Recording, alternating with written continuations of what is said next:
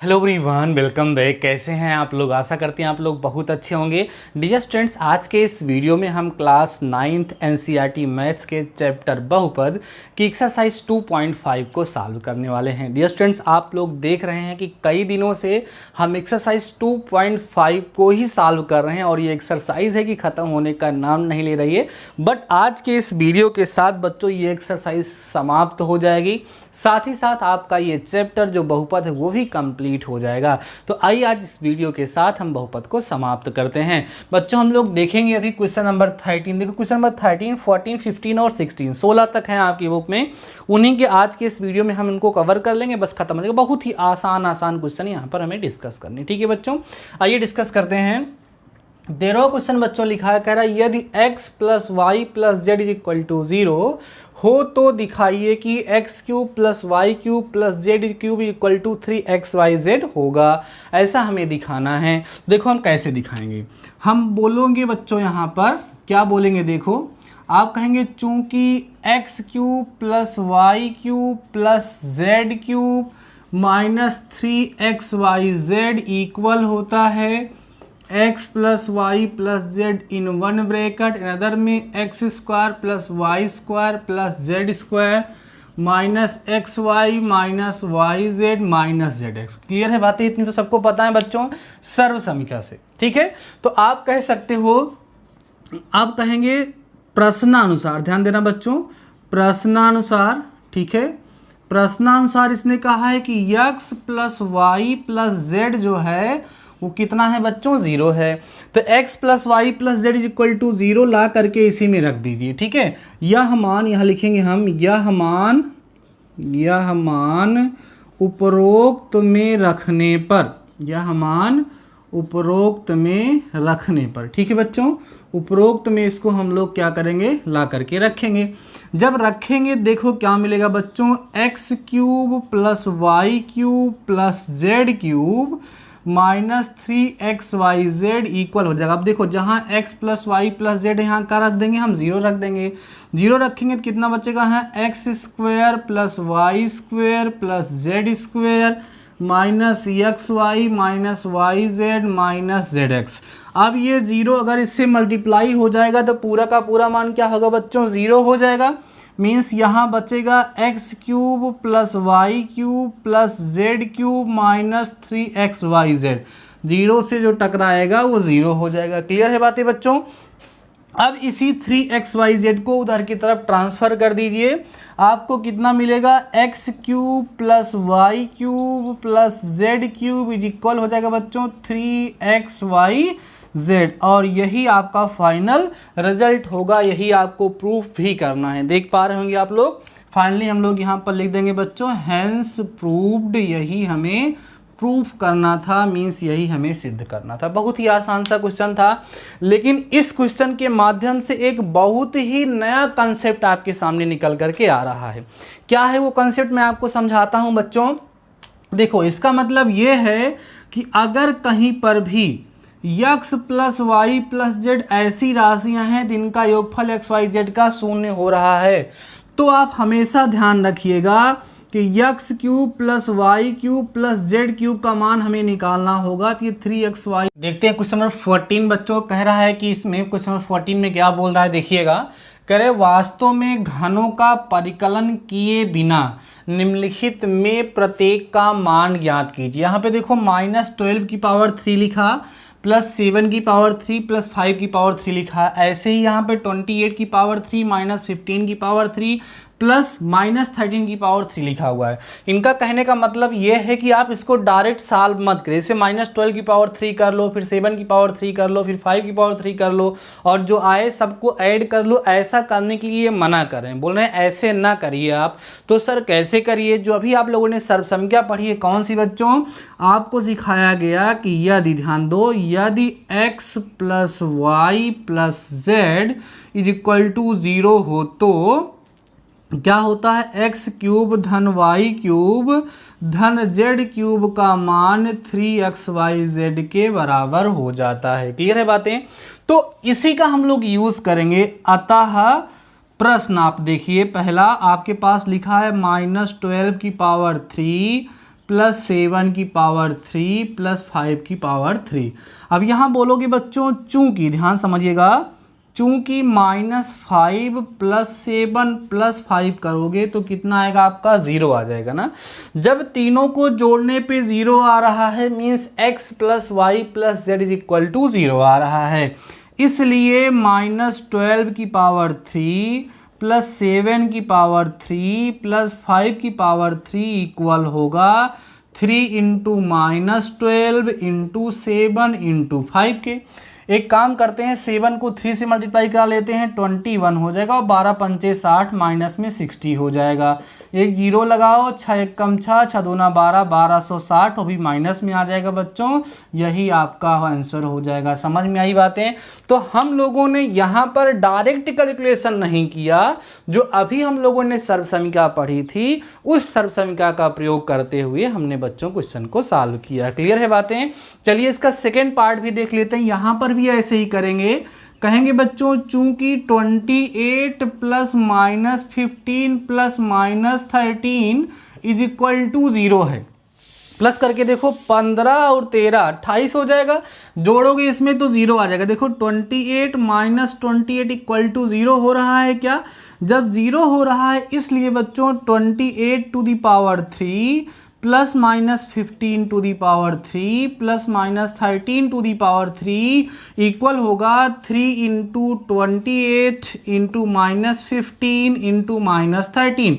Multiply कराओगे 16,380 आपको प्राप्त होगा। मल्टीप्लाई करके आप देख लेंगे, यही आपका आंसर हो जाएगा। समझ में आई बातों? तो बच्चों इस तरीके से हमने क्वेश्चन नंबर 14 को भी सॉल्व कर लिया। वीडियो को पास करके इसको नोट कर लीजिए, देन हम डिस्कस करते हैं क्वेश्चन नंबर 15 के बारे में। So before that pass the video and note down. तो आइए बच्चों हम लोग देखते हैं अपना क्वेश्चन नंबर 15। देखिए 15 और 16 दो क्वेश्चन और बचे हुए हैं, बाकी ये चैप्टर हमारा कंप्लीट होने वाला है। ठीक है डियर स्टूडेंट, देखिए क्वेश्चन नंबर 15 में क्या बोल रहा है। कह रहा है नीचे दिए गए आयतों जिनमें उनके क्षेत्रफल दिए गए हैं में से प्रत्येक की लंबाई एवं चौड़ाई के लिए संभव व्यंजक ज्ञात कीजिए। देखो बच्चों आपको पता है कि चूंकि आयत का जो क्षेत्रफल होता है, ध्यान देना, आयत का क्षेत्रफल की अगर हम बात करें तो क्या होता है सर, आयत का क्षेत्रफल बराबर होता है लंबाई के और गुणे बच्चों किसके, चौड़ाई के। लंबाई गुणे चौड़ाई जो होता है वही बच्चों आयत का क्षेत्रफल कहलाता है। बातें समझ में आ रही हैं? तो इसका मतलब ये है कि जो हमारे सामने ये आयत का क्षेत्रफल दिया है बच्चों, ये लंबाई गुणे चौड़ाई ही तो लिखी गई है। तो हम लोग करेंगे क्या, इसका गुणनखंड करेंगे और गुणनखंड करने के पश्चात आपको जो दो व्यंजक प्राप्त होंगे उसमें से किसी एक को आप लंबाई कह सकते हैं और किसी एक को आप चौड़ाई कह सकते हैं। तो फाइनली आइए हम लोग इसको सॉल्व करते हैं। 25a² माइनस 35a और प्लस बच्चों 12 है। गुणनखंड करना है, 12 और गुणे 25 करोगे, 12 पंचे 60, 12 दूना 24 और 6 30 माने 300 आएगा, माने 300a² आएगा। इसके ऐसे गुणनखंड करने हैं कि जोड़ने पर -35 आए, तो बड़ा आसान सा गुणनखंड हो जाएगा। 25a² माइनस में 20a और माइनस में 15a और प्लस बच्चों 12 हो जाएगा। ठीक है, अब देखो पूरे में आप 5a कॉमन ले लोगे तो 5a माइनस 4 बचेगा और माइनस यहाँ आप कितना कॉमन ले सकते हो बच्चों, यहाँ पर तो आप 4 कॉमन ले सकते हो। तो 4 नहीं कॉमन होगा बच्चों, केवल और केवल 3 कॉमन हो सकता है। 3 कॉमन ले लोगे तो बचेगा 5a और माइनस में 4। ठीक बेटा, अब पूरे में आप देखो तो 5a माइनस 4 कॉमन मिलेगा और दूसरे ब्रैकेट में 5a माइनस 3 मिलेगा। तो यहाँ से लंबाई को आप 5a माइनस 4 बोल दोगे और चौड़ाई को आप 5a माइनस 3 बोल दोगे, या इसको लंबाई इसको चौड़ाई भी आप लिख सकते हैं, उसमें कोई दिक्कत नहीं है।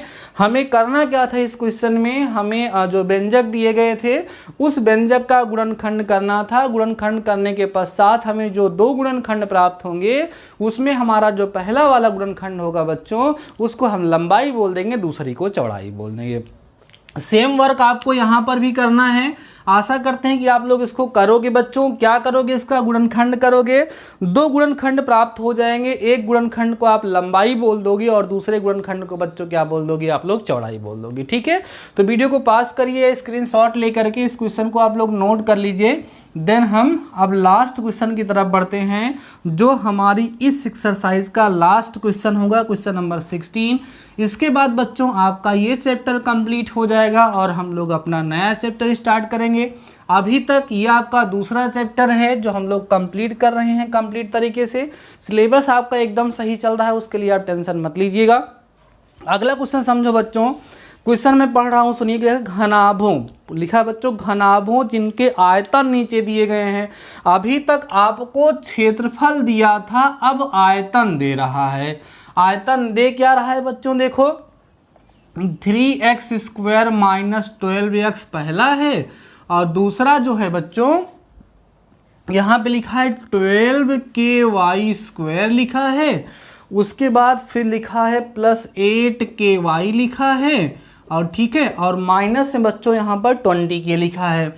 कह रहे हैं कि ये किसी घनाभ का आयतन लिखा हुआ है। क्वेश्चन को समझिए, कह रहे हैं ये किसी घनाभ का आयतन लिखा हुआ है, तो आपको करना क्या है, उस घनाभ की विमाएं ज्ञात करनी है। विमाएं का मतलब उस घनाभ की लंबाई, चौड़ाई और ऊंचाई को आपको बच्चों ज्ञात करना है। तो हम लोग करेंगे क्या, चूंकि ये आयतन है तो आपको पता होगा सर कि आयतन का सूत्र होता है, आयतन बराबर होता है बच्चों लंबाई गुणे चौड़ाई और गुणे में क्या, ऊंचाई। तो यहाँ पर जो आपको व्यंजक दिया गया है, जब आप इसका गुणनखंड करोगे, अभी हम लोग जब करेंगे तो इसके हमें 3 गुणनखंड प्राप्त होंगे। कितने बच्चों, 3। पहले को हम लंबाई बोल देंगे, दूसरे को चौड़ाई बोल देंगे, तीसरे को ऊंचाई बोल देंगे, काम खत्म हो जाएगा। तो क्या बचा हमारे पास, देखिए तो यहाँ पर 3x² - 12x, पूरे में 3x कॉमन ले लो बच्चों, x - 4 आपके पास बच जाएगा। इसको हम 3 × x - 4 लिख सकते हैं। अब हम यहाँ पे अतः करके डायरेक्ट लंबाई, चौड़ाई और ऊंचाई लिख देंगे। लंबाई 3 लिख देंगे, चौड़ाई सर कितना लिख दो आप, x लिख दो, और ऊंचाई आप कितना लिख दो, x - 4 लिख दो बच्चों। यही आपका आंसर हो जाएगा। समझ में आ रही हैं बातें आप लोगों को। ऐसे ही आप इसका भी गुणनखंड करोगे, आइए कर ही देते हैं। 12ky² + 8ky है, माइनस में 20 है। सर 20 है बच्चों की 20k है, एक बार हम देख लेते हैं। 20k लिखा है बुक में, तो यहाँ पर बच्चों 20k है। तो पूरे में आपको 4k कॉमन नज़र आ रहा होगा। यहाँ बच्चों 3y² बचेगा, और यहाँ 2i बचेगा, और माइनस में बच्चों 5 बचेगा। ठीक है, अब आपको इसका अंदर वाले का गुणनखंड करना है। यहाँ लिख दो 4k लिख दो, और यहाँ बच्चों लिखो 3y² और +5y और माइनस में 3y। ठीक है, और माइनस का बच्चों कितना हो गया, 5 हो गया। यही तो करना है आपको गुणनखंड।